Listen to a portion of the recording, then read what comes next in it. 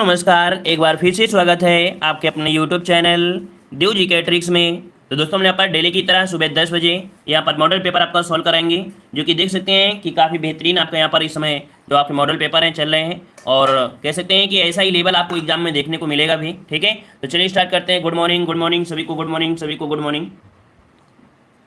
चलो, आवाज़ आ रही है? चलिए बता दीजिए, आवाज़ आ रही है? फिर हम लोग क्लास की स्टार्ट करते हैं।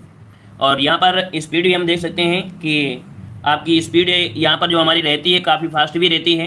फिर भी काफ़ी स्टूडेंट कहते हैं कि सर मॉडल पेपर को 20 मिनट में मतलब ख़त्म कर दीजिए। तो भाई 20 मिनट में तो आपका नहीं हो सकता है। इसके लिए आप क्या करें, आप किताब को खोल कर बैठ जाइए, वीडियो देखना बंद कर दीजिए। ठीक है, 20 मिनट में आपको देखना है। तो यहाँ पर चटनी नहीं है, ये चटनी हो आराम से पीस कर खा लीजिए, स्वाद आ जाएगा। ठीक है, तो चलिए स्टार्ट करते हैं। गुड मॉर्निंग सभी को, गुड मॉर्निंग सभी को, गुड मॉर्निंग। चलिए, हमने एक बताया भी था कि अगर आपको हमसे ज़्यादा कोई स्पीड में पढ़ाता हो तो उसकी लिंक हमको दे दीजिएगा। अब उसकी लिंक को देख लेंगे और अपनी स्पीड को हम बढ़ा देंगे। ठीक है, ऐसी कोई अगर हो यूट्यूब में तो हमको लिंक दे दीजिएगा, हम अपनी स्पीड को और बढ़ा देंगे। ठीक है, चलिए गुड मॉर्निंग सभी को, गुड मॉर्निंग सभी को, गुड मॉर्निंग। चलिए, आवाज़ आ रही है? चलिए, यहाँ पर आपके सामने पहला क्वेश्चन दिया गया है कि अकबर द्वारा बनाई गई श्रेष्ठतम इमारतें पाई जाती हैं। चलिए, 1 का जवाब देना है कि अकबर द्वारा बनाई गई श्रेष्ठतम इमारतें जो पाई जाती हैं कहाँ पर पाई जाती हैं। चलिए, काफी लोग जवाब दे रहे हैं। यहाँ पर आपका डी नंबर दे रहे हैं, फतेहपुर सीकरी। तो चलिए, आपका जवाब यहाँ पर लॉक कर रहे हैं, ऑप्शन डी हो जाएगा, फतेहपुर सीकरी। याद रखिएगा कि अकबर ने मैक्सिमम और जो श्रेष्ठ इमारतें बनाया है वो आपके फतेहपुर सीकरी में। देखो, वहां पर दीवाने आम, दीवाने खास है ना, और कोषागार भी है, और ज्योतिषी की जो बैठकें हैं, पंचमहल है, और तुर्की सुल्तान की जो कोठी है, जोधाबाई का महल है, हवा महल, और मरियम की कोठी, बीरबल की कोठी, ये सब आपको मिलेगा कहां पर? फतेहपुर सीकरी में। क्लियर हो गया? चलिए आगे बढ़ते हैं। क्वेश्चन आपसे दिया है, सिंधु घाटी के लोग विश्वास करते थे। तो चलिए बताइएगा, सिंधु घाटी के जो लोग थे विश्वास किसमें करते थे? आत्मा और ब्रह्मा में, कर्मकांड में, यज्ञ प्रणाली में, या मात्र शक्ति में? तो चलिए, ऑप्शन आ रहा है बी नंबर, और काफी लोग जवाब दे रहे हैं डी नंबर। याद रखिएगा कि सिंधु घाटी के लोग मात्र शक्ति अर्थात कह सकते हैं जो आपकी देवी माँ थी उन्हीं पर विश्वास करते थे। यहाँ पर ऑप्शन क्या बनेगा? डी नंबर आपका राइट हो जाएगा। उन्हीं को उपासना करते थे, है ना, तो ऑप्शन बन जाएगा आपका डी नंबर। अगला क्वेश्चन दिया गया है, महात्मा बुद्ध का महापरिनिर्वाण कहाँ हुआ था? चलिए 3 का जवाब दीजिएगा कि महात्मा बुद्ध का महापरिनिर्वाण जो हुआ कहाँ पर हुआ था, अर्थात भगवान बुद्ध की जो मृत्यु हुई थी वो आपकी कहाँ हुई थी? अपने जो प्राण त्यागे कहां पर त्यागे थे? तो आपका देखिए कुशीनारा, जो कि आपको वर्तमान में कुशीनगर कहते हैं, यहां पर इन्होंने अपने कह सकते हैं प्राण त्यागे थे। ऑप्शन क्या हो जाएगा आपका? सी नंबर राइट हो जाएगा। आगे बढ़ते हैं। क्वेश्चन दिया गया है, निम्नलिखित में से कौन शासक पृथ्वीराज चौहान के नाम से प्रसिद्ध है? चलिए 4 का जवाब दीजिएगा। चलिए, काफी लोग यहाँ पर जवाब दे रहे हैं, पृथ्वीराज चौहान से परिचित भी होंगे, है ना। हमने बताया है कि जो आपके पृथ्वीराज तृतीय हैं, कौन? पृथ्वीराज जो आपके तृतीय हैं, इन्हीं को हम लोग पृथ्वीराज चौहान के नाम से जानते हैं। याद रखिए, जिसका मोहम्मद गोरी से मुकाबला हुआ था, ये वही है, पृथ्वीराज तृतीय हैं। याद रखिएगा, ठीक है ना। और इन्होंने 2 महत्वपूर्ण युद्ध हुए थे, एक 1191 का, है ना, और दूसरा हुआ था 1192 मतलब 92 में। पहले वाले युद्ध में इन्होंने गोरी को हरा दिया था और दूसरे युद्ध में खुद हार गए थे, है ना। तो इस प्रकार से ऑप्शन सी हो जाएगा। आगे बढ़ते हैं। क्वेश्चन दिया गया है कि भारत में 1613 ईस्वी में अंग्रेजों ने अपनी पहली फैक्ट्री कहाँ स्थापित की थी? चलिए, बहुत अच्छे क्वेश्चन है, बेहतरीन है, और यही लेवल होता है आपके एग्जाम में यूपीडब्ल्यूएससी में। तो चलिए देख सकते हैं, 1613 में अंग्रेजों ने अपनी पहली फैक्ट्री कहाँ स्थापित की थी? चलिए 5 का ऑप्शन आ रहा है यहाँ पर आपका डी नंबर। तो देखो यहाँ पर समय दे दिया है, तो बिल्कुल सही जवाब है ऑप्शन डी हो जाएगा, सूरत में। कहां पर? तो आपकी सूरत में किया था। क्लियर हो गया है। आगे बढ़ते हैं। क्वेश्चन आपसे दिया है कि महात्मा गांधी ने अपना पहला आमरण अनशन कब प्रारंभ किया था? यहाँ पर देखो पूछा है अपना आमरण अनशन, वो भी कैसा? पहला पूछा गया, पहला आमरण अनशन जो हुआ था ये कब इन्होंने किया था? तो चलिए यहाँ पर आपका जवाब क्या बनेगा? तो थोड़ा सा कठिन हो सकता है, लेकिन फिर भी यहाँ पर जवाब आप लोगों के आ रहे हैं। आपका ए नंबर, कम्युनल अवार्ड के समय, यहाँ पर यशोवर्धा में जब आपके थे करीब 1932 के समय इन्होंने पहला आमरण अनशन किया था। एक आमरण अनशन इन्होंने 1948 में भी किया था, लेकिन यहाँ पर पूछा गया पहला, इस कारण से ऑप्शन क्या हो जाएगा? ए नंबर राइट हो जाएगा। और आगे बढ़ते हैं। क्वेश्चन आपसे दिया गया है, 14 जुलाई 1942 को कांग्रेस कार्य समिति द्वारा भारत छोड़ो आंदोलन का प्रस्ताव कहां पारित किया गया? यहाँ पर इस पॉइंट को भी याद रखिएगा। देखो दिया गया है कांग्रेस कार्य समिति द्वारा, ठीक है ना, और ये किया गया था वर्धा, जो आपका वर्धा में जो आपका किया गया था। ऑप्शन बी नंबर इसका राइट बनेगा। ए नंबर नहीं लगाना है, यहाँ पर कार्य समिति दे दिया है, इसके अनुसार लगाइएगा, ठीक है। तो ऑप्शन आपका बी नंबर वर्धा हो जाएगा। और आगे बढ़ते हैं। क्वेश्चन आपसे अगला पूछा गया है, जिसने कहा था, किसने कहा था?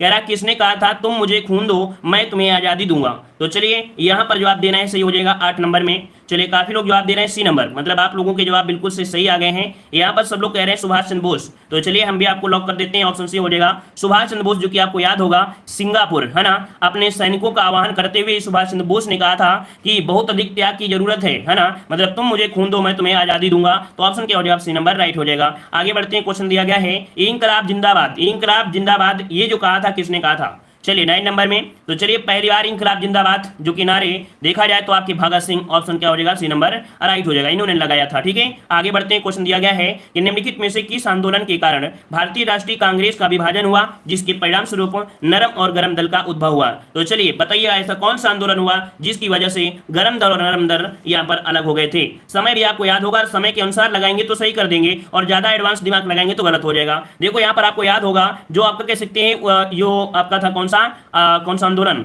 यहाँ पर दिया गया है नरम दल और गरम दल, यहाँ पर स्वदेशी आंदोलन। ठीक है, स्वदेशी आंदोलन 1905 दे रहे हैं सभी लोग, 6 के करीब हुआ था। तो आपका जवाब नंबर हो जाएगा स्वदेशी आंदोलन, आपका जवाब यहाँ पर राइट हो जाएगा। ठीक है, चलिए आगे बढ़ते हैं, क्वेश्चन आपसे अगला पूछा गया है निम्नलिखित में से कौन सा एक सबसे सूखा स्थान है। ये बताइए सबसे कम जो वहां पर बारिश होती है वो कहां पर होती है, मुंबई, दिल्ली, लेह, बेंगलुरु, कहां पर होगी। तो हमने बताया था सबसे कम कहां होती है, तो आपके लेह में होती है। याद रखिए ऑप्शन क्या बन जाएगा, सी नंबर राइट बन जाएगा। ठीक है, चलिए आगे बढ़ते हैं, क्वेश्चन दिया गया है निम्नलिखित में से सबसे प्राचीन पर्वत श्रृंखला कौन सी है। ये देखिए आपके भारत की नहीं अपितु पूरे विश्व की सबसे ये प्राचीन पर्वत श्रृंखला में इसका नाम आता है। चलिए 12 का ऑप्शन देना है और काफी लोग जवाब दे रहे हैं। चलिए बहुत अच्छे, वेरी गुड। ऑप्शन आ रहा है बी नंबर अरावली। तो चलिए बिल्कुल सही है, ऑप्शन आपका बी हो जाएगा। ये अरावली श्रेणी है जो कि सबसे प्राचीन पर्वत श्रृंखला है। 12 का ऑप्शन क्या हो जाएगा, बी नंबर यहाँ पर राइट हो जाएगा। ठीक है, ये कहां से कहां तक है, तो आपके गुजरात के जो आपका पालनपुर है, गुजरात के पालनपुर से राजस्थान हरियाणा होते हुए दिल्ली तक लगभग 800 किलोमीटर की इसकी लंबाई है, याद रखिएगा। ठीक है, और आगे बढ़ते हैं, क्वेश्चन दिया गया है कि गंगा नदी की एकमात्र सहायक नदी जिसका उद्गम मैदान में है। ये क्वेश्चन आपके यूपीडब्ल्यूएससी क्या ये आपके यूपीपीसीएस में भी बहुत बार पूछा गया है। तो चलिए गंगा नदी की एकमात्र सहायक नदी जिसका उद्गम मैदान से है। चलिए सभी का जवाब देना है, सभी लोग जवाब दीजिए। चलिए 13 नंबर में ऑप्शन आ रहा है सी नंबर गोमती नदी। चलिए बिल्कुल जवाब सही है, यहाँ पर जिसका जवाब आया गोमती नदी उसका जवाब बिल्कुल सही हो जाएगा। और काफी जवाब यहाँ पर रामगंगा दे रहे हैं, तो भाई रामगंगा नहीं होगा, ये तो सब आपके पहाड़ी एरिया के यहाँ कह सकते हैं, सब उत्तराखंड कोई कह सकते हैं यहाँ से आते हैं। लेकिन ये जो गोमती नदी है ये मैदानी भाग में है। कहाँ पर, तो गोमती नदी कहाँ से निकलती है, तो आपकी पीलीभीत, याद रखिएगा पीलीभीत आपने सुना होगा पीलीभीत, और पीलीभीत में एक झील है फुल्लर झील, कौन सी, तो आपकी फुल्लर झील, आपकी ये फुल्लर झील वहां से निकलती है। तो ऑप्शन सी नंबर राइट हो जाएगा। क्लियर हो गया, आगे बढ़ते हैं, क्वेश्चन दिया गया है कि निम्नलिखित में से कौन सा बाल्कन देश नहीं है। यहाँ पर बताइए कौन सा बाल्कन देश नहीं है, यहाँ पर जवाब सही क्या हो जाएगा। चलिए 14 का जवाब देते हैं और आपका जवाब इनमें से कौन सा बनेगा। चलिए यहाँ पर 14 का ऑप्शन आने लगे, यहाँ पर डी नंबर कह रहे हैं आपसे ऑस्ट्रिया। चलिए बहुत अच्छे, देखिए याद रखिए बाल्कन देश की अगर बात करते हैं तो आपके बाल्कन के देश के अंतर्गत आपके 10 आपके देश आते हैं। कितने, 10 देश आते हैं। और ये दक्षिण पूर्वी जो आपका यूरोप है उसी की जो संस्कृति है, आपका कल्चर है, वो बाल्कन पर्वत के साथ आपका घिरा हुआ है। और इसमें से आपके कह सकते हैं Albania, Bosnia Herzegovina, Bulgaria, Greece, Croatia, Serbia, Slovenia, Romania, ये आपके आते हैं। यहाँ पर जो आपका दिया है ऑस्ट्रिया, ये इसमें से आपका शामिल नहीं है। तो ऑप्शन डी हो जाएगा। कुल मिलाकर अगर पूछे कि कितने देश आपके शामिल हैं तो इसमें से 10 देश आपके शामिल होते हैं। ये बाल्टिक सागर के पास के देश हैं। ठीक है, बाल्टिक सागर जो आपका है उसी के पास के देश हैं। आगे बढ़ते हैं, क्वेश्चन आपसे अगला पूछा गया है 2011 की जनगणना के अंतिम आंकड़ों के अनुसार भारत में साक्षरता का प्रतिशत कितना रहा है। तो चलिए यहाँ पर जवाब देखते हैं कितने लोग सही सकते हैं 15 नंबर में। चलिए 15 नंबर की अगर हम बात करते हैं तो देखो यहाँ पर दिया गया भारत में साक्षरता का प्रतिशत कितना, 74 कहां पर है, ऑप्शन आपका बन जाएगा बी नंबर, ये आपका राइट हो जाएगा। आगे बढ़ते हैं, क्वेश्चन आपसे अगला पूछा गया है हरित क्रांति से गहरा संबंध किससे है। याद रखिए हरित क्रांति के बारे में जितना हो सके उतना आप लोग पढ़ लीजिएगा। ठीक है, चलिए हरित क्रांति से गहरा संबंध है यहाँ पर आपके स्वामीनाथन। तो जवाब पहला ही सही है, डॉक्टर स्वामीनाथन का संबंध आपका है, ए नंबर आपका राइट हो जाएगा। आगे बढ़ते हैं, क्वेश्चन दिया गया है कि श्रम का विभाजन निम्नलिखित के द्वारा सीमित किया जाता है। तो चलिए बताइएगा श्रम का विभाजन किसके द्वारा सीमित किया जाता है। चलिए 17 नंबर की हम बात करते हैं तो काफी लोग प्रयास कर रहे हैं और जवाब भी यहाँ पर आ रहे हैं। ऑप्शन आ गया है यहाँ पर आपका, चलिए बहुत अच्छे, देखो सी वाला जो बाजार का विस्तार होता है, क्या बाजार का विस्तार ही सीमित करता है जो कि श्रम का विभाजन होता है। ऑप्शन इसका बनेगा सी नंबर राइट हो जाएगा। जब किसी बड़े कार्य को छोटे छोटे टुकड़ों में बांटकर कह सकते हैं करते हैं तो अलग अलग लोग निर्धारित भी किए जाते हैं। तो इसी प्रकार से ऑप्शन क्या हो जाएगा, सी नंबर राइट हो जाएगा। ठीक है, चलिए आगे बढ़ते हैं, क्वेश्चन दिया गया है कि भारतीय अर्थव्यवस्था का विकास किस आधार पर व्यक्त किया जाता है। चलिए बताइएगा भारतीय अर्थव्यवस्था का जो विकास है ये किस आधार पर मतलब व्यक्त करते हैं। हमने आपको बताया भी था कि जो प्रति व्यक्ति आय है, क्या प्रति व्यक्ति जो आय होती है इसी के आधार पर व्यक्त करते हैं, तो आपका जवाब क्या बनेगा, यहाँ पर बी नंबर राइट हो जाएगा। आगे बढ़ते हैं, क्वेश्चन दिया गया है कि ऑपरेशन फ्लड का संबंध किससे है। ऑपरेशन फ्लड का संबंध है, ये किससे संबंधित है। आपको कई बार बताया है कि श्वेत क्रांति को गति देने के लिए, क्या श्वेत क्रांति को गति देने के लिए यहाँ पर ऑपरेशन फ्लड चलाया गया था, और इसकी शुरुआत 1970 में, कब 1970 में की गई थी, याद रखिएगा। राष्ट्रीय डेयरी विकास बोर्ड का भी गठन किया गया था, डॉक्टर वर्गीज कुरियन। यहाँ पर कह सकते हैं ऑप्शन कौन सा बन जाएगा, तो ऑप्शन आपका बी नंबर हो जाएगा। ठीक है, ऑपरेशन फ्लड से संबंधित डॉक्टर वर्गीज कुरियन। और आगे बढ़ते हैं, क्वेश्चन दिया है कि किसान क्रेडिट कार्ड योजना कब प्रारंभ की गई। तो चलिए, काफी लोगों ने ऑलरेडी पहले से ही जवाब दे रखा है। यहाँ पर सी नंबर 98 अगर बात करते हैं तो ऑप्शन क्या हो जाएगा, सी नंबर यहाँ पर राइट हो जाएगा। 98 और 99 के बीच में योजना आपकी उद्देश्य हुआ था कि बैंकिंग व्यवस्था से किसानों क्या किया जाए, समुचित यहाँ पर कह सकते हैं संपर्क करा के उनको व्यवस्था दिलाई जाए। तो ऑप्शन क्या हो जाएगा, सी नंबर आपका हो जाएगा। उनको आर्थिक सहायता दिलाने के लिए ये किया गया था। आगे बढ़ते हैं, क्वेश्चन दिया है उच्चतम न्यायालय के न्यायाधीशों की संख्या में वृद्धि करने की शक्ति किसके पास है। ये बताइए, यहाँ पर हाई कोर्ट की बात नहीं कर रहा है, सुप्रीम कोर्ट की बात कह रहा है। और सुप्रीम कोर्ट के अगर न्यायाधीशों की वृद्धि करना है तो ये जो शक्ति होती है किसके पास होती है। चलिए, 21 को ऑप्शन यहाँ पर आने शुरू हो गए हैं, और काफी लोग जवाब दे रहे हैं ए, और काफी लोग जवाब दे रहे हैं बी, और सी भी दे रहे हैं। याद रखिए, हमने आपको पहली बार फोकस कर दिया है, उच्चतम न्यायालय दिया है, अर्थात आपके सुप्रीम कोर्ट दिया है। और सुप्रीम कोर्ट में जो आपके होते हैं वो आपके संसद के माध्यम से होते हैं। इनकी वृद्धि करने की शक्ति जो आपके है वो आपके संसद के माध्यम पे होती है, संसद के अनुसार होती है। हाँ, अगर आपके हाईकोर्ट की बात करता तो हम लोग यहाँ पर राष्ट्रपति लगा देते। यहाँ पर आपके सुप्रीम कोर्ट की बात किया है तो ऑप्शन ए नंबर राइट हो जाएगा। क्लियर है। चलिए आगे बढ़ते हैं। क्वेश्चन दिया गया है कि भारतीय संविधान में राज्य के नीति निर्देशक सिद्धांत को शामिल करने के पीछे मुख्य उद्देश्य क्या है। तो देखिए, जो आपके नीति निर्देशक तत्व आपके हैं इनको क्यों शामिल किया गया, इसका उद्देश्य क्या है। हमने आपको ये भी बताया था कि जो नीति निर्देशक सिद्धांत हैं ये आपको लुभाने के लिए किए जाते हैं, है ना। आपको बहुत लोभ देंगे। जैसे हमने बताया कि कोई लीडर होता है, कोई नेता होता है, कहता है तुम हमें वोट दो, हम तुम्हें लैपटॉप देंगे, आप हमें वोट दो, हम तुम्हें ये सुविधा देंगे, लेकिन बाद में कुछ नहीं होता है।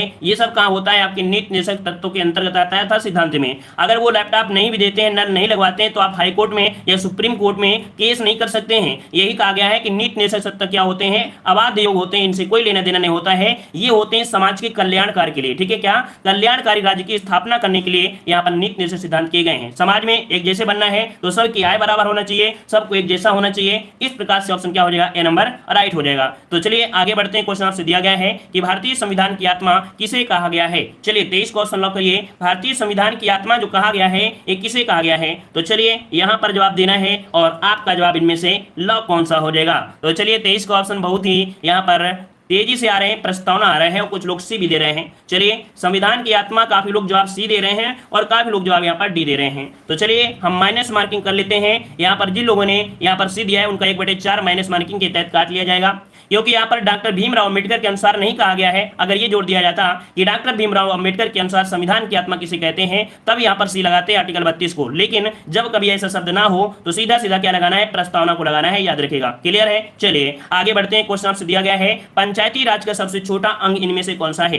पंचायती राज का सबसे छोटा अंग कौन सा है। तो देखिएगा कि पंचायती राज के देखो ग्राम पंचायत, पंचायत समिति और जिला। तो इसका मतलब है कि यहाँ पर जो ग्राम पंचायत है ये क्या होती है, ग्राम पंचायत जो होता है वो आपका सबसे छोटा है। सिर्फ ग्राम से कोई मतलब नहीं, क्योंकि पंचायती राज व्यवस्था में क्या है, ग्राम स्तर के लिए ग्राम पंचायत बनी है, ब्लॉक के लिए पंचायत समिति है, और जिला स्तर के लिए क्या हो जाएगा, तो जिला परिषद है। इसलिए यहाँ पर क्या जवाब बनेगा, यहाँ पर डी हो जाएगा, ग्राम पंचायत होगा। ग्राम के विकास के लिए बनाई गई है ग्राम पंचायत। क्लियर हो गया। चलिए ग्राम मत लगाइएगा, छोटा देखकर ऐसे मत करिएगा, क्योंकि यहाँ पर ग्राम पंचायत आपको दिखाई ये जो आपकी होती है ये होती है गांव में। ठीक है, चलिए आगे बढ़ते हैं। क्वेश्चन आपसे दिया गया है कि कोई विधेयक धन विधेयक है या नहीं, इसका निर्णय कौन करता है। चलिए लॉक करिए इस प्रश्न का कि कोई विधेयक धन विधेयक है या नहीं, इसका निर्णय कौन करता है और किसके पास है। लोकसभा अध्यक्ष जवाब आ रहा है ए नंबर। चलिए हम आपके ऑप्शन को लॉक करते हैं, बिल्कुल सही जवाब आ रहा है, लोकसभा अध्यक्ष आपका जवाब राइट हो जाएगा। और आगे बढ़ते हैं। क्वेश्चन आपसे दिया गया है कि लेंस की शक्ति मापी जाती है, ये बताइए लेंस की शक्ति जो मापी जाती है किससे मापी जाती है। 26 नंबर में यहाँ पर जवाब क्या बनेगा,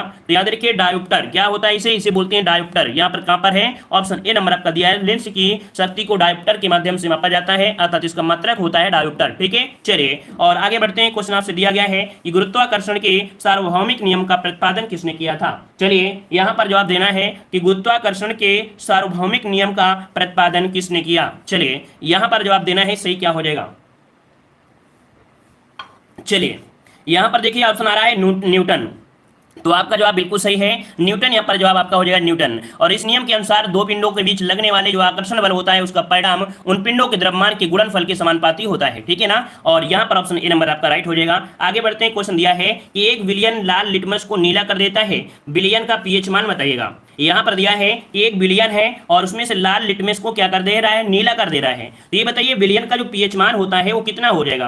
तो चलिए, काफी लोग यहाँ पर फंस गए हैं इस क्वेश्चन में और लगभग सभी से यहाँ पर 1/4 माइनस मार्किंग के तहत नंबर काट लिए जा रहे हैं। तो देखिएगा यहाँ पर दिया बिलियन का पीएच मान, तो याद रखिए जब नीला कर देता है तो ये 7 के आगे होगा। कितना? 7 के आगे होगा। जो क्षारीय होते हैं उनको कहते हैं। और यहाँ पर तो उदासीन आप लोग लगा रहे हैं, उदासीन नहीं होगा, क्षारीय होगा, मतलब 7 से अधिक होगा। तो ऑप्शन कहां पर है? D number. इनमें से कोई ऐसा ऑप्शन आपका नहीं है, 7 से ऊपर होता है तब यहाँ पर लाल लिटमस को वो नीला कर देता है। तो ऑप्शन क्या बन जाएगा? डी नंबर इसका राइट बनेगा, ठीक है। क्षारीय होते हैं तब आपका होता है। चलिए आगे बढ़ते हैं, क्वेश्चन आपसे दिया है कि निम्न में से मिश्र धातुओं में से किसमें तांबे की मात्रा अधिकतम होती है। तांबे की मात्रा जो अधिकतम होती है वो आपकी किसमें होती है? तो चलिए यहाँ पर जवाब क्या हो जाएगा? तो चलिए पीतल में। याद रखिए जो आपका पीतल है, पीतल यहाँ पर ये नंबर हो जाएगा, पीतल आपका हो जाएगा, सॉरी पीतल नहीं, कांसा। यहाँ पर देखिए जो आपका कांसा है, कांसा में आपका सबसे ज्यादा होता है। देखिएगा कि जो पीतल होता है इसमें 68% होती है, लेकिन 68 से ज्यादा यहाँ पर 88% इसमें आपकी होती है। तो आपका कौन सा होगा? बी नंबर होगा, क्योंकि इसमें परसेंटेज के माध्यम से 88 है, इसमें 68 है। तो ऑप्शन बी नंबर इसका राइट हो जाएगा। क्लियर हो गया? चलिए आगे बढ़ते हैं, क्वेश्चन आपसे अगला पूछा गया है कि जेरोंटोलॉजी निम्नलिखित में से किसके अध्ययन से संबंधित है।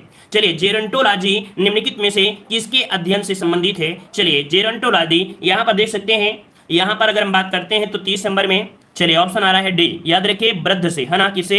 तो आपकी वृद्ध से संबंधित है, जो बूढ़े होते हैं अर्थात वृद्धावस्था। क्या? वृद्धावस्था में जो मांसपेशियां होती हैं शिथिल हो जाती हैं, ठीक है, उन्हीं के अध्ययन के लिए ये किया जाता है, ठीक है। तो ऑप्शन क्या हो जाएगा? डी नंबर राइट हो जाएगा। आगे बढ़ते हैं, क्वेश्चन आपसे दिया गया है कि तथायों का सही संविच्छेद क्या हो जाएगा। तो चलिए देखते हैं कि हिंदी में आप लोग कितने महान हैं। वैसे भी देख सकते हैं हमारे चैनल में अगर आप जुड़े होंगे तो हिंदी के आप लोग हीरो बन गए होंगे अब तक, ठीक है। चलिए 36 नंबर में ऑप्शन बन जाएगा कौन सा? ए नंबर। याद रखिए तथा धन एव आपका जवाब राइट हो जाएगा, तथा धन एव, है ना। क्लियर है ना? ए की मात्रा है तो आप समझ गए हैं, आंसर आपका ये बनेगा। और अगला क्वेश्चन दिया गया है अपने हाथ से स्वयं काम करो, वाक्य का शुद्ध रूप क्या हो जाएगा। चलिए 37 नंबर जवाब दीजिएगा कि अपने हाथ से स्वयं कार्य करो, इसका शुद्धतम रूप इनमें से क्या बन जाएगा। तो कह रहे हैं अपना काम स्वयं करो, है ना, अपना काम स्वयं करो। तो आपका जवाब पहला ही नंबर आपने सही चुना है, ए नंबर आपका राइट हो जाएगा। आगे बढ़ते हैं, क्वेश्चन आपसे दिया गया है कि कनिष्ठिका और मध्यमा के बीच अंगुली को कहते हैं, क्या कहते हैं।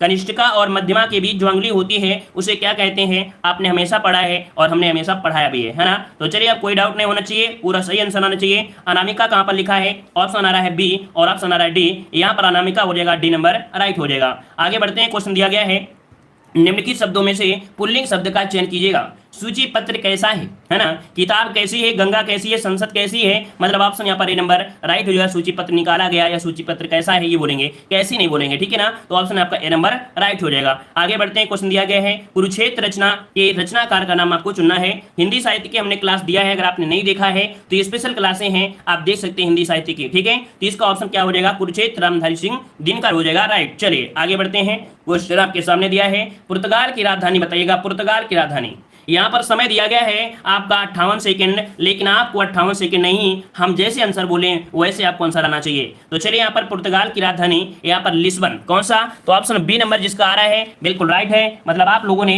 हमारा वो वीडियो जरूर देखा होगा जो कि हमने यहाँ पर राज्य की जो कह सकते हैं किसी विदेश की राजधानी वहाँ की जो मुद्रा है ना, उसके बारे में हमने आपको बताया भी था, देख लीजिएगा। तो चलिए आपका जवाब हो जाएगा क्या? बी नंबर लिस्बन हो जाएगा, लिस्बन। क्लियर है? चलिए आगे बढ़ते हैं, क्वेश्चन आपसे अगला पूछा गया है दिया गया नेपाल के पड़ोसी भारतीय राज्य, ये बताइए नेपाल के जो पड़ोसी भारतीय राज्य हैं वो आपके कौन कौन से जुड़े हैं। चलिए यहाँ पर बताइए नेपाल के पड़ोसी भारतीय राज्य, तो देखो सिक्किम दिया है और आपका भूटान दिया है। भूटान तो मैच खाएगा नहीं, है ना, भूटान से कोई लेना देना तो आपका बनेगा नहीं, तब किसका होगा? तो सिक्किम के साथ साथ बिहार है, ऑप्शन बी नंबर यहाँ पर राइट हो जाएगा। कौन सा? बी नंबर, सिक्किम और बिहार ही आपका यहाँ पर मैच खा रहा है, ऑप्शन बी नंबर आपका राइट हो जाएगा। आगे बढ़ते हैं, क्वेश्चन दिया गया है कि लोकसभा चुनाव का कोई प्रत्याशी अपनी जमानत खो देता है यदि उसे प्राप्त ना हो सके। तो चलिए बताइएगा लोकसभा जो चुनाव होते हैं इनमें जो प्रत्याशी होती है अपनी जमानत क्या होती है? इनको पैसे कुछ जमा कर देना पड़ता है और अगर इतने पैसे अगर उनको वोट नहीं मिलते हैं तो जमानत राशि जो होती है वो जब्त हो जाती है। तो चलिए बताइए, यहाँ पर देखते हैं क्या सही लोग करेंगे और लगभग देखेंगे यहाँ पर देख सकते हैं 90% लोग यहाँ पर गलत दे रहे हैं। अभी तक किसी का जवाब यहाँ पर सही नहीं आया है, एक स्टूडेंट का जवाब सही आया था। यहाँ पर ऑप्शन जो बनेगा 53 नंबर में ऑप्शन बनेगा डी। यहाँ पर उपरोक्त में से कोई यहाँ पर सही नहीं है। याद रखिएगा ये जो लोकसभा चुनाव है उनमें प्रत्याशी ने जमानत खोआ है, अगर उसे 1/6 नहीं मिलता है, कितना 1/6 नहीं मिलता है तो अपनी जमानत राशि वो खो देगा। इस प्रकार से ऑप्शन डी नंबर यहाँ पर हो जाएगा, 1/6 होना चाहिए था। क्लियर हुआ? चलिए नोट करिए, अच्छा क्वेश्चन है। और आगे बढ़ते हैं, क्वेश्चन दिया गया है कि प्रत्येक वर्ष 12 जनवरी को राष्ट्रीय युवा दिवस मनाया जाता है, जो कि निम्नलिखित में से जन्म दिवस है। देखो हमने बताया था कि जो टेस्ट पेपर है आज आपके टक्कर का है, और आज ऐसे क्वेश्चन को गलती करते हो तो समझो कि आप लोग एग्जाम में क्या हाल करोगे, है ना। तो चलिए बताइएगा, 12 जनवरी लगभग सभी का जवाब है। सी नंबर आ रहा है आपके स्वामी विवेकानंद के जन्म से संबंधित आपका है, ठीक है ना। चलिए और आगे बढ़ते हैं, क्वेश्चन आपसे दिया है डिवाइन लाइफ के लेखक कौन है। अब इस क्वेश्चन में भी देखते हैं कितने लोग यहाँ पर जवाब दे पाएंगे। डिवाइन लाइफ के जो लेखक हैं वो आपके कौन है। चलिए वीडियो को लाइक शेयर भी कर दीजिए आप, जितने लोग जुड़ चुके हैं और पसंद आ रहा है, मजा आ रहा है पढ़ने में, तो दिल से वीडियो को लाइक जरूर करिएगा, ठीक है। चलिए बताइएगा डिवाइन लाइफ के लेखक। तो काफी लोग जवाब दे रहे हैं ए नंबर, काफी लोग सी दे रहे हैं, काफी लोग डी दे रहे हैं। मतलब इस क्वेश्चन में भी देखा जाए काफी लोग यहाँ पर गलत जवाब दिए हैं, और इसका जो राइट आंसर बनेगा वो सी हो जाएगा। ये शिवानंद है। याद रखिए जिसका ऑप्शन सी आया है उसका जवाब सी बनेगा कि यहाँ पर डिवाइन लाइफ के लेखक है शिवानंद, ठीक है, शिवानंद। हाँ, अगर ये पूछ लेता कि लाइफ डिवाइन के लेखक कौन है, क्या लाइफ डिवाइन के लेखक कौन है, तब क्या हो जाता, तब आपके अरविंद घोष हो जाता। क्या? तब इसका जवाब हो जाता अरविंद घोष, अरविंद घोष हो जाता। यहाँ पर डिवाइन लाइफ था तो इसका ऑप्शन सी हो जाएगा, नोट करिएगा, ठीक है। चलिए आगे बढ़ते हैं, क्वेश्चन दिया है सरस्वती सम्मान किस क्षेत्र में दिया जाता है। सरस्वती सम्मान किस क्षेत्र में दिया जाता है, यहाँ पर 56 का जवाब देना है। और याद रखिएगा 1991 से इसकी स्थापना हुई थी, बिरला फाउंडेशन के द्वारा दिया जाता है, जो कि साहित्य के क्षेत्र में, ऑप्शन ए नंबर आपका राइट हो जाएगा, साहित्य के क्षेत्र में बनेगा। साहित्य के क्षेत्र में किसके द्वारा दिया जाता है, के बिरला फाउंडेशन के द्वारा 1991 में इसकी स्थापना की गई थी, ठीक है। चलिए आगे बढ़ते हैं, क्वेश्चन आपसे दिया है निम्न में से किस देश से ओलंपिक खेलों की शुरुआत हुई थी। तो चलिए अगर आपने स्पेशल डोज नहीं देखा है तो स्पेशल डोज जरूर देख लीजिएगा, ये क्वेश्चन आप लोग बिल्कुल चूरन की तरह खत्म कर देंगे। तो चलिए बताइएगा कि यहाँ पर ओलंपिक खेलों की शुरुआत जो हुई वो कहां से हुई थी। इंग्लैंड से हुई थी क्या, या यूनान से हुई थी, या मिस्र से हुई थी। चलिए यहाँ पर 57 का ऑप्शन आ रहा है डी, डी डी और आपका ए भी आ रहा है। चलिए प्रयास अच्छा रहा है, लेकिन जवाब इसका डी हो जाएगा, यूनान अर्थात जो आपका एथेंस है, ठीक है। यूनान के एक देवता थे जीसस, उन्हीं के सम्मान में, किसके, यूनान के एक देवता थे जीसस, नाम सुना होगा जीसस, उन्हीं के सम्मान में ये कह सकते हैं ओलंपिक आपके आयोजित किए जाते हैं। और यूनानी कैलेंडर के अनुसार ओलंपियाड पर आधारित आपका है, तो ऑप्शन बने आपका डी नंबर राइट हो जाएगा। जो कि सबसे पहले आपके हुए थे कब, तो 776 ईस्वी पूर्व में आपके ओलंपिक आपके हुए थे ओलंपिया स्टेडियम में। कहां पर, ओलंपिया स्टेडियम में आपके हुए थे 776 ईस्वी पूर्व में, ठीक है। चलिए आगे बढ़ते हैं, क्वेश्चन आपसे अगला पूछा गया है ये WTO का मुख्यालय कहां पर अवस्थित है। तो ये क्वेश्चन आपका संभावित है, आपके एग्जाम में मिल सकता है। याद रखिएगा कि आपके WTO का मुख्यालय जो है वो कहां पर स्थित है। यहाँ पर जवाब आ रहा है जिनेवा। याद रखिए जिनेवा बिल्कुल सही है, आपका जवाब बिल्कुल सही है, जिनेवा, जो कि आपके स्विट्जरलैंड में है, और इसकी स्थापना हुई थी 1995। ये डेट भी आपकी मायने रखती है, याद रखिएगा। आगे बढ़ते हैं, क्वेश्चन दिया है कि कुचिपुड़ी कहां का, ये आपका कैसे की उत्पत्ति कहां पर है। कुचिपुड़ी का जो उत्पत्ति है वो कहां पर है, जल्दी से बताइए कुचिपुड़ी। और कुचिपुड़ी की अगर बात करते हैं तो आपका जवाब आ रहा है आंध्र प्रदेश। लॉक करिए, आपका जवाब ए नंबर हो जाएगा, आंध्र प्रदेश, ये आपका हो जाएगा राइट हो जाएगा। क्लियर है। और आगे बढ़ते हैं, क्वेश्चन दिया है हवा में ऑक्सीजन का प्रतिशत जो है कितना है। हवा में ऑक्सीजन जो आपकी उपस्थिति है वो कितना है। चलिए 60 नंबर में, तो वायुमंडल में लगभग 21%, कितना 21% होता है, तो ऑप्शन डी नंबर यहाँ पर राइट हो जाएगा। नाइट्रोजन जो आपकी होती है वो लगभग आपकी 78% होती है ना। तो आपके ऑप्शन में तो है नहीं है, तो ऑक्सीजन पूछा गया है तो ऑक्सीजन लगा दीजिएगा, है ना। और आगे बढ़ते हैं, क्वेश्चन आपसे दिया गया है। चलिए क्वेश्चन आपके सामने आ गया है कि वर्तमान में बिहार के मुख्यमंत्री कौन है। चलिए जल्दी जल्दी जवाब दीजिएगा, और करंट अफेयर से देखते हैं कितने लोग आप लोग तैयार हैं आपके करंट अफेयर से। चलिए क्वेश्चन दिया है कि वर्तमान में बिहार के मुख्यमंत्री कौन है। चलिए 91 नंबर का जवाब देना है, और आपका जवाब भी काफी अच्छा है। जवाब आ रहा है यहाँ पर आपके नीतीश कुमार। तो देखिए कहां पर है ऑप्शन, यहाँ पर ऑप्शन दिया है ए नंबर, यहाँ पर आपके नीतीश मामा कह रहे हैं, काफी लोग कह रहे हैं नीतीश मामा।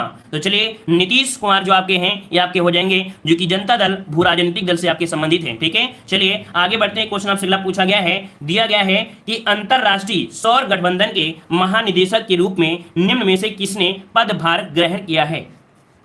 चलिए अंतरराष्ट्रीय सौर गठबंधन के महानिदेशक के रूप में ये आपके कौन है, तो आपका जवाब 92 का बनेगा बी, ये आपके अजय माथुर है। कौन है, तो आपके अजय माथुर आपके महानिदेशक का पदभार इन्होंने संभाला है, ठीक है। और आगे बढ़ते हैं, क्वेश्चन आपके सामने दिया गया है। चलिए क्वेश्चन आपके सामने आ गया है, देखो दिया गया उत्तर प्रदेश से।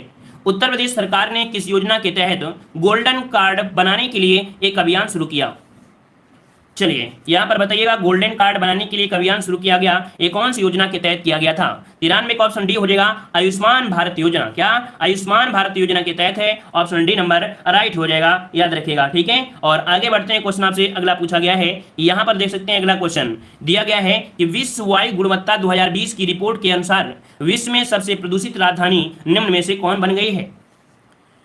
अगर आप लोग करंट अफेयर अभी तक हमारे नहीं देखते हैं तो करंट अफेयर का वीडियो डेली का डेली देखते जाइएगा, है ना। डेली के डेली क्लास हम आपको दे रहे हैं, एक भी करंट अफेयर क्वेश्चन आपका गलत नहीं होगा। और दुनिया की सबसे प्रदूषित राजधानी है आपकी नई दिल्ली। क्या है? तो नई दिल्ली आपका जवाब हो जाएगा, यहाँ पर ए नंबर राइट हो जाएगा। क्लियर है? इतना क्लियर है? चलिए फिर आगे बढ़ते हैं, क्वेश्चन आपके सामने दिया गया है। चलिए आगे आए क्वेश्चन कि किस मशहूर मराठी लेखक को सरस्वती सम्मान 2020 मिला है? दमदार क्वेश्चन, लाजवाब क्वेश्चन है, बहुत ही अच्छा क्वेश्चन है और पूछा जा सकता है। याद रखिए ये आपके शरण कुमार लिम्बाले हैं, हमने रटा दिया है। आपके जबान में क्वेश्चन देखते ही बिल्कुल आराम से आपका आंसर मिल सकता है। तो चलिए यहाँ पर देख सकते हैं मराठी आपके हैं, है ना, जिनको मिला है क्या? शरण कुमार लिम्बाले हैं। ठीक है, इनको दिया गया है, याद रहेगा। तो चलिए आगे बढ़ते हैं, क्वेश्चन आपसे अगला पूछा गया है। यहाँ पर दिया है कि हाल ही में किस राज्य में पहला वन चिकित्सा केंद्र खोला गया है? और ये भी करंट अफेयर बहुत ही अच्छा है, नोट करिएगा। उत्तराखंड में, याद रखिए ऑप्शन कहाँ हो जाएगा? D number. उत्तराखंड में एक कालिका रानी खेत में यहाँ पर भारत का पहला वन चिकित्सा केंद्र का उद्घाटन किया गया है। ठीक है ना। और आगे बढ़ते हैं, क्वेश्चन आपसे अगला पूछा गया है, दिया गया है कि महिला उद्यमियों को समर्थन एवं सहायता प्रदान करने के उद्देश्य से किस बैंक ने स्टार्टअप उन्नति नाम से एक कार्यक्रम की शुरुआत की घोषणा किया है? चलिए यहाँ पर 97 नंबर में ऑप्शन बनेगा ए नंबर। ये आपकी HDFC बैंक ने शुरुआत किया है स्टार्टअप उन्नति नाम से कार्यक्रम। ठीक है ना। इससे क्या होगा कि महिला उद्यमियों को समर्थन और सहायता प्रदान करने के उद्देश्य से किया गया है। आगे बढ़ते हैं, क्वेश्चन आपसे अगला पूछा गया है, दिया गया है कि महिला अंतर्राष्ट्रीय क्रिकेट में 10,000 रन पूरे करने वाली दुनिया की दूसरी और भारत की पहली महिला क्रिकेटर निम्न से कौन बन गई है?